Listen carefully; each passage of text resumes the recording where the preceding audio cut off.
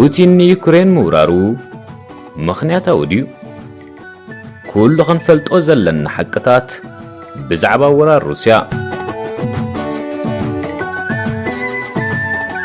ከመይ ትቕንዩ ዝኸበርኩም ተኸታተልቲ ኤሪዛራ ኢንተርቴይንመንት ከም ዝኹልና ብማዕከና ዜና ንከታተሎ ዘለና ኣብ ዝሓለፉ ሒደት መዓልታት ሩስያ ኣብ ልዕሊ ዩክሬን ኣዝዩ ዕናዊ ዝኾነ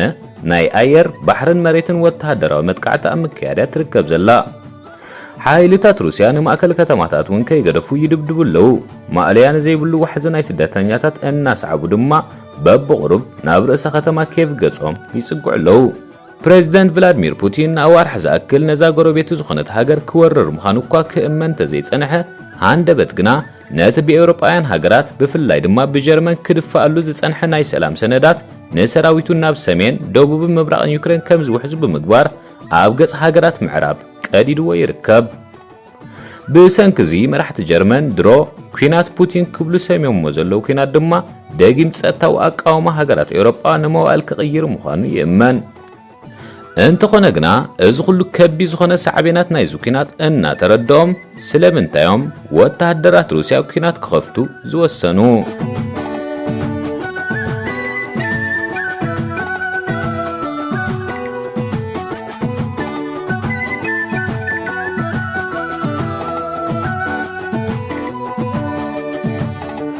ኣጋ ወጋሕታ 24 ለካቲት ፕሬዚደንት ፑቲን ኣብ ሃገራዊ ቴሌቪዥን ሃገሩ ቀሪቡ ኣብ ዝሃቦ መደረ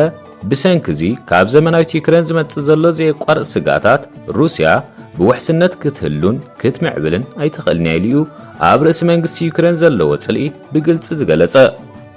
ሽዑ ንሽዑ ድማ መዕርፎ ነፈርትን ወተሃደራዊ ማዕስከራትን ዩክሬን መጥቃዕቲ ክወርዶም ተራዩ ጸኒሖም ድማ ኣጋር ሰራዊት ሩስያ በኣብ ትሕቲ ቁጽጽር ሩስያ ዘላ ክሪሚያን ቤላሩስን ኣቢሎም ናብ ዱባት ዩክሬን መርሾም ኣብዚ ሕጂ እዋን ድማ ናይ ውግእ ነፈርቲ ሩስያ ሕምብርቲ ቁጠባ ዩክሬን ዝኾኑ ቀንዲ ከተማታት ዩክሬን ምድብዳብ ቀጻልዕየን ኮይኑሎ እዚ ዝካየድ ዘሎ ኩናት ብዓይኒ ምዕራባውያን ማእከላይ ዝመርገጽዮም ወገናትን ወራር እኳ ተባሂሉ እንተሎ ወግዓውያን ኣፈኛታት መንግስቲ ሩስያ ግና ካልእ ትርጉም እዮም ዝህብዎ ብመሰረት መንግስቲ ሩስያ እዚ ሩስያ ተካይዶ ዘላ ወተሃደራዊ ተልእኾ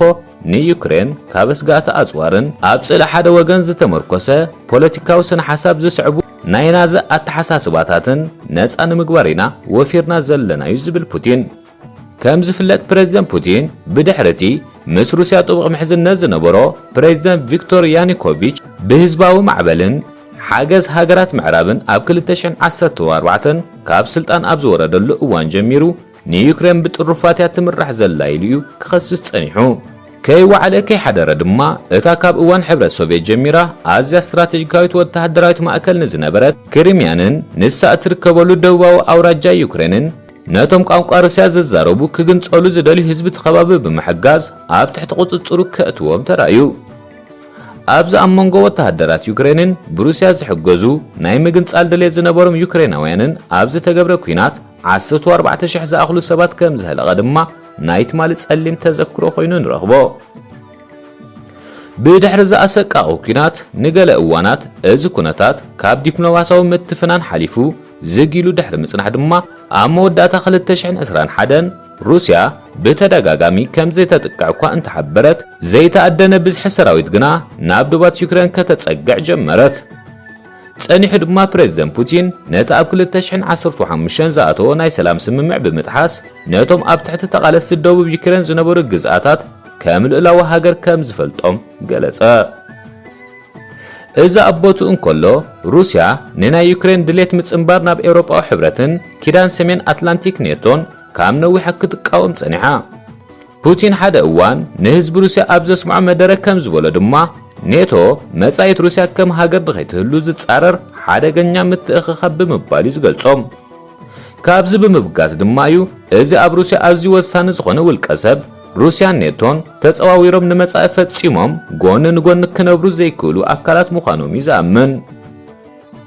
ካብዚ መንግስቲ ሩስያ ኣብ ልዕሊ ኔቶ ዘለዎ ክሳብ ክንዲ ዝኸይድ ስጋት ኣብ ግሚ ብምእታው ንብዙሓት ዘተሓሳስብ ሕቶ እንትዳሃልዩ ሩስያ ኣብዛ ኣበጊሳቶ ዘላ ኩናት ክሳብ ክንደይ ዝኣክል ርሕቐት እያ ክትከይድ ትኽእል ዝብል እዩ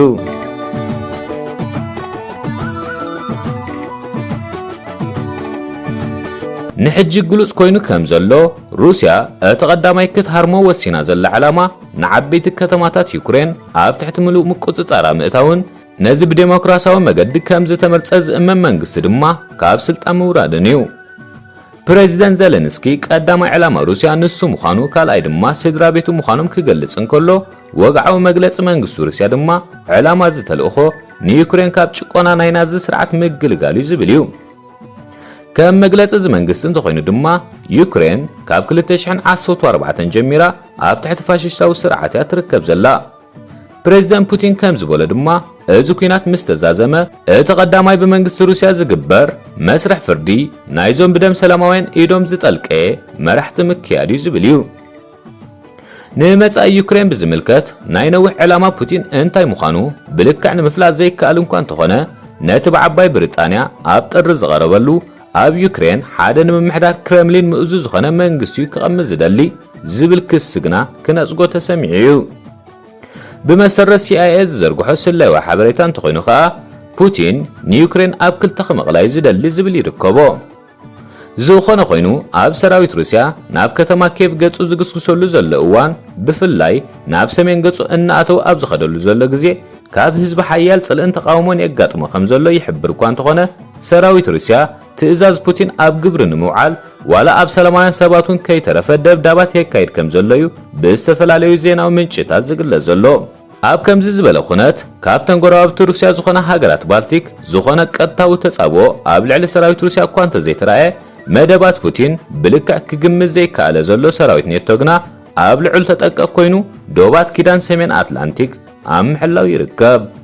ቅድሚ እዚ ኩናት ምጅማሩ ህዝቢ ሩስያ ነቶም በዞም ብሩስያ ዝሕገዙ ዕጡቃት ሓይልታት ዝተታሕዙ ደቡባዊ ክፋላት መሬት ዩክሬን ከም መሬት ሩስያ ክጥምትዎ ጀሚሮም እኳ እንተነበሩ ኣብ ዘቐረባ ግዜ ፕሬዚደንት ፑቲን ንባዕሉ ንደቡባዊ ክፋል ዩክሬን ከም ሃገር ከም ዝቆጽሮ ምስ ሓበረ ግና ኣጠማምታ ህዝቢ ሩስያ ኣብ ኩናት ካልእ ማእዘን ሒዙ ከም ዘሎ ይፍለጥ። እዞም ነዚ ደቡባዊ ክፋል ናይ ዩክሬን ተቆጻጺሮም ዘለዉ ዕጡቃት ሓይልታት ንኸባቢ ሲሶ ካብዞም ተዛረብቲ ቋንቋ ሩስያ ዝኾኑ ዞባታት ዶነስክን ሉሃንስክን ተቆጻጺሮም እኳ እንተለዉ ንሙሉእ እዞም ዞባታት ተቆጻጺሮም ሙቓም ሃገር ክሳብ ዘውሕሱ ቃልሶም ከም ዝቕጽሉ እዮም ዝሕብሩ። ምዝ ወራ ሩስያ ኣብ ልዕሊ ዩክሬን ተዛሚዱ ድማ ዕላሞም ኣብ ዝሓጸረ ግዜ ከውሕሱን ንጉዳይ ዩክሬን ድማ ካልእ ተወሳኺ ምትሕልላኻት ክፈጥሩ ምዃኖም ድማ ይግምገም። ሃገረ ዩክሬን ድሮ ኣብ ዝሓለፉ 8 ዓመታት ምስ ብሩስያ ዝድገፉ ዕጡቃት ኣብ ዘይዕርፍ ኩናት እያ ጸኒሓ።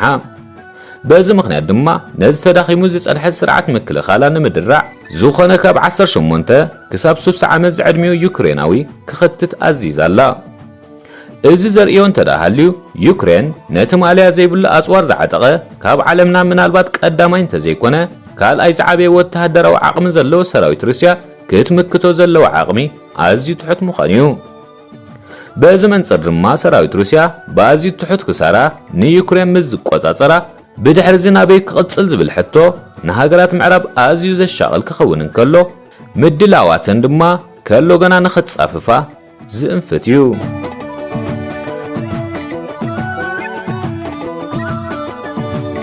ክቡራት ተኸታተልቲ ኤሪዛራ ኢንተርቴይንመንት እዚ ኣብ ላዕሊ ዝተገልጸ ነጥብታት ኣብ ግምት ብምእታው ወራ ሩስያ ኣብ ልዕሊ ዩክሬን ንህልው ኣቃውማ ኤውሮጳውን ለውጢ ክገብረሉ ዝኽእል ምዃኑ ኣብ ግምት ብምእታው ሩስያ ነዚ ኣብ ልዕሊ ዩክሬን ጀሚራቶ ዘላ ወፍሪ ብዓወት ምስ ትውዶ ብድሕሪ ዝኸ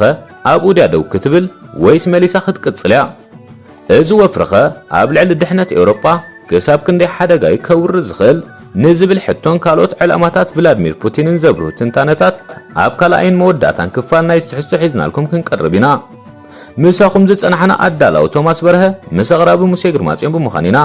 ክሳብ ኣብ ካልኣይን ናይ መወዳእታን ክፋል እንራኸብ ከዓ ኣብ ዘለኹምሞ ሰላምን ጥዕናን